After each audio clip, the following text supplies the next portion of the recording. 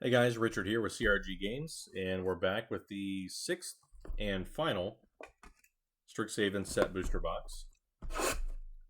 The last box was a little on the weaker side, although we did get a Phyrexian Tower. That made up for a pretty decent chunk of value. I believe that was the most expensive card that was pulled in that box. And since I've done, 5 box openings tonight, I have a mountain of empty packs behind me and boxes. It's really nice that since this product was printed, they've gone and reduced the size and the packaging of the set booster boxes. I can't applaud WotC enough for doing that, because however we can produce less waste is something that we should obviously pursue. Anytime we can produce less waste, or more environmentally friendly waste. Some people would probably call me a little bit of a liberal. I don't care. Just some things are logically right to do, and that is one of them. Hey, we got a foil Blex Vexing Pest. Pretty cool. We're creating some pest tokens. And pump them all up. Alright, we got a list card here. So the spiciest list card so far has been that Phyrexian Tower, I do believe. There's still the opportunity to get a Kozilek. Don't know if that's going to happen, though. We're going to foil something there. Faithless Looting, Thrilling Discovery, and another Ovenwald Mysteries. That's probably the third or fourth one of those. Alright. Let's see. Try to get through these relatively quickly here. The faster I can get done, the sooner I can get to sorting. And it's going to take me a little while. It's not too bad, because Strixhaven doesn't have a whole bunch of different card treatments. So we've got, the regular cards, we got foil, we got borderless, but we don't have, like foil ads, we don't have showcase. So actually sorting them isn't too bad. And of course, all of the mystical archives are easy to pick out and sort by card number. List, the list is easy enough, and the rest is just commons, uncommons, and regular old rares. So I'm expecting it to probably take just a couple hours to get everything listed. Sorted and then listed. But opening these has felt like it's been the longest portion of it so far. Yeah, I started to talk about it in the last video, and I think I lost track. So when I started this, there is a playset of Teferi's Protections and a mythic Crested Sunmare. Other horses you control have indestructible. If you gain life, create a 5/5 white horse. I don't know that card, but it kind of is exciting. And it's a mythic, so 2 mythics? Man, I cannot believe out of 6 booster boxes, I've gotten a playset of Teferi's Protection. So either this card appears on the list at like common or uncommon rarity, or I'm just extremely lucky. One of the two. I'm going to go with lucky, because that's got a higher probability of being correct. And I don't feel bad for it. What I do worry about is, again, is this going to really mess up the financial analysis, or is this just how often it gets pulled? We got a Professor Onyx there, and then 2 Mystical Archives, Regrowth, and Shock.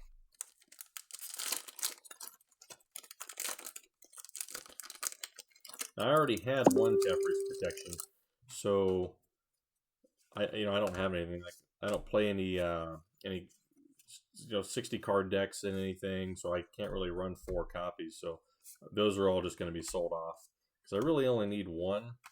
I would prefer that to be the foil version, but until I get that, the non-foil is going to have to do. What do we got back here? here? Oh, Divine Gambit. I thought for certain that was like something crazy again. Another triplicate spirits. We pulled one of those in one of the other boxes.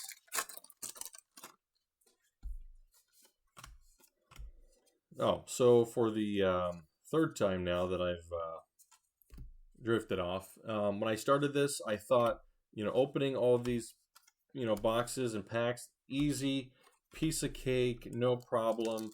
But what I'm finding is it kind of feels like work getting all these open. And, there in the beginning, I would bring the boxes over to my buddy's house before I was, recording. And we would just open them all together, get them really fast. And we did that with the Neon Dynasty cards. I really wish I would have opened all those on YouTube, but I wasn't doing it at the time. Because I opened eight collector boosters. I got 0 of the Neon Ink cards. Unfortunately, I was trying to get, just get one of them.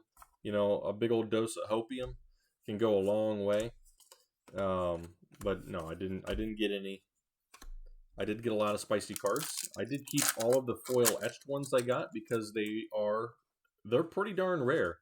And I think scarcity alone over time will bring the value of those up. I don't know what the ceiling is on those full etched cards. It's going to be tied to playability, I'm sure.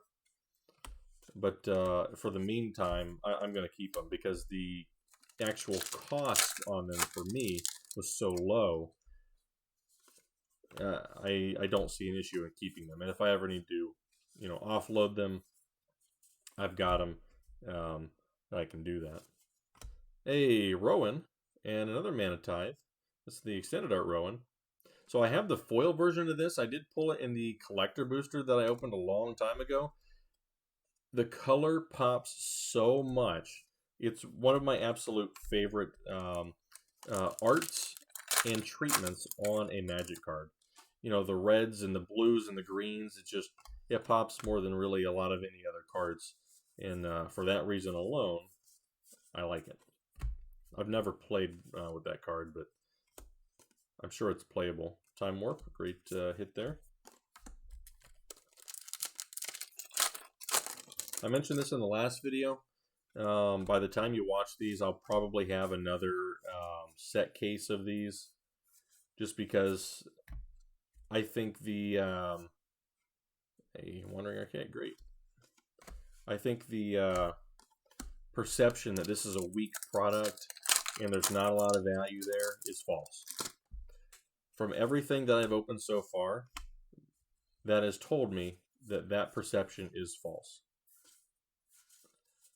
Now, the catch is going to be, when I list these cards, how long is it going to take to sell them all at average market prices, and not blowing them out at dirt cheap, but taking the time to sell them at normal prices, whatever the market value is. How long is it going to take? Because a lot of these cards are probably going to sit. The Stormkiln Artist, the Expressive Iterations, those are going to go pretty quick. The Snarls, they may, got another coveted Peacock, got one in the last box as well. They may go relatively quick. The Teferi's Protections, the Mystical Archives, I don't know how fast they sell. And in the, Magic, the MTG finance sector of all this, you got to turn inventory. Because you need to sell the inventory so you can buy more. So the real question is, how long will it take to recoup your investment and start making a profit? So far, judging by the hits that I've gotten, it does not appear that it'll take that long. I haven't sold a ton of Mystical Archives because I never really had a whole lot of them. Just the ones that I got, from the couple drafts, just the ones that I got from the collector boosters. But all in all, I never really had a whole bunch of them. Hey, Professor Onyx. Finally, well, yes! Are you kidding me?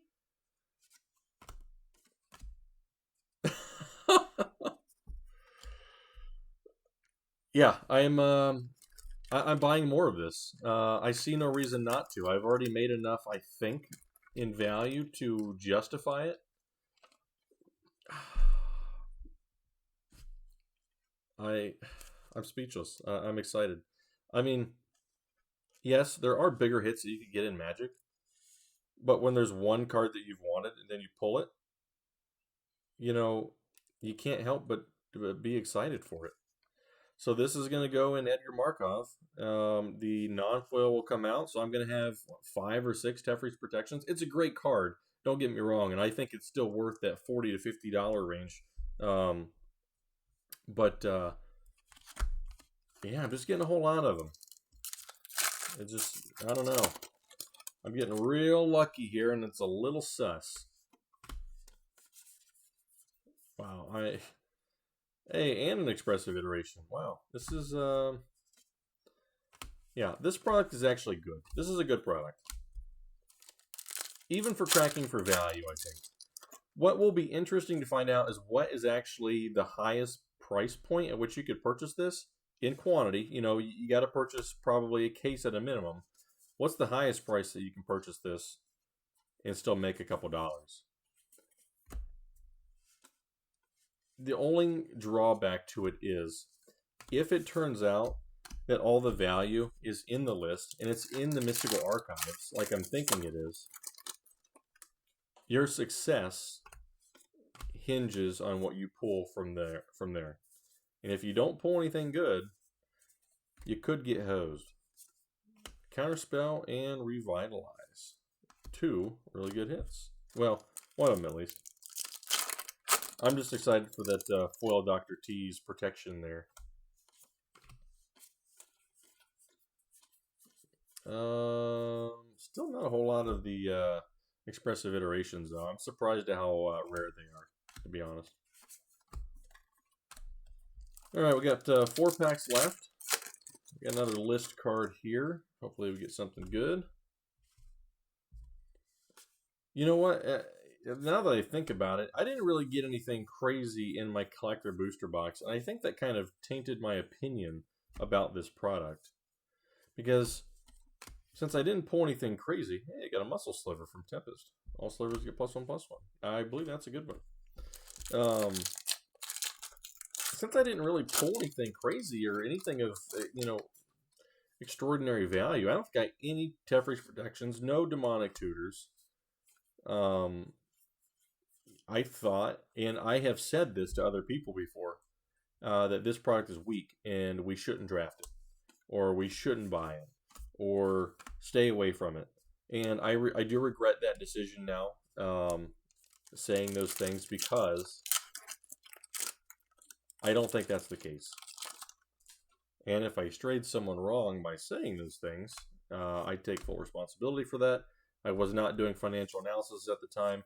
I don't even think I was selling cards at the time, and that's my fault because I got it wrong. Agonizing Remorse, Bayou Gruff, and Sensei Golden Tail. So I believe before Kamigawa came out, I had one of these from the original, which I think is Champions of Kamigawa. Yes, Champions of Kamigawa. And I thought that was a $5 to $6 card. I'm not sure if that's still the case. Especially if it's on the list. We got a Flame Scroll Celebrant, Revitalize, and Big Play. Alright, so that has been the last box in this series. The next video will be the financial analysis, which I am expecting to be pretty good. Case in point, right here we've got these 2 cards paid for this box. This is about, I would probably close to $100. The rest of this is, I don't know, but I have to expect that there's a good bit of value here. The rares, nothing crazy in here. I mean, we did get another Borderless Professor Onyx. There was Rowan, and there also was the, where's he at there? Wandering Archaic. I believe there was one in here. So that's close to $10. Yeah, Wandering Archaic. I'd love to get an extended art of that. I think this product's a hit. It's strange saying that. What, I think over a year that since the product has come out. Um, but this has been slept on for a really long time, and I think the analysis is going to show, at least in my 6 boxes, and of course you got to take it with a grain of salt. Not with a grain of salt, I think, because there's actual math and stuff that goes into this, but there may be outliers. I think that I do need to do a second case opening to verify the findings, and you can take that data and extrapolate it over a large sample size. And I think over a large enough sample size, it should come out pretty close to whatever the real number is. I don't have the money to open up 120 boxes and find out what the actual rates are. So for now, 6 at a time is what I can do. And then as I sell these off, I'll get more product and all that good stuff. So until then, I will catch you guys later. Stay tuned for the financial analysis, and we'll see what the heck this stuff is worth, and at what price it's a deal. So I will catch you guys later.